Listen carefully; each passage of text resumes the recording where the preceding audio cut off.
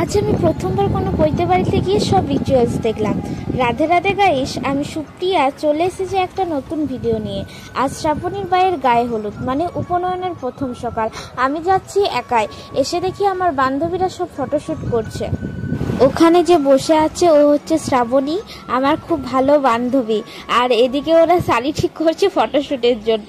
আমি খুব এক্সাইটেড, কারণ কি আমি কোনোদিনও কারোর উপনয়ন দেখিনি, মানে কিভাবে রিচুয়ালসগুলো হয় আমি ঠিক জানি না, কারণ আমার জানার কথাও নয়।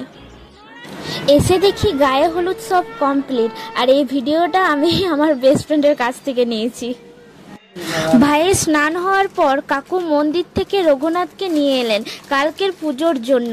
এদিকে ভাইয়ের খাবার সব রেডি, ভাই এসে বসলো আর ভাইয়ের ফটোশ্যুট করা হচ্ছে। প্রথমে কাকু আর কাকিমা ভাইকে আশীর্বাদ করলেন, তারপর বড়রা সবাই পরপর ভাইকে আইবুড়ো ভাত খাওয়াতে স্টার্ট করলেন। তারপর ভাই নিজে হাতে খাওয়া শুরু করলো। আমাদের খাওয়া দাওয়া সব কমপ্লিট, একটু রেস্ট করে চলে গেলাম বাইরে। আর এইটা হচ্ছে একটা পাগলি, সবসময় পাগলামি করে বেড়ায়। আমরা বাড়ি যাওয়ার সময় একটু সবার সাথে মজা করে নিলাম।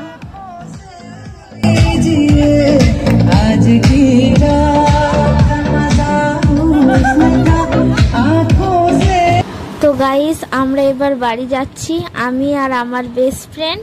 প্রচুর মেঘ করেছে। আর এটা হচ্ছে দক্ষিণখণ্ড ধর্মরাজতলার কাছে আমরা যাচ্ছি। ওইখানে একটু ওয়েট করলাম, দিয়ে আমরা টোটো পেয়ে গেলাম।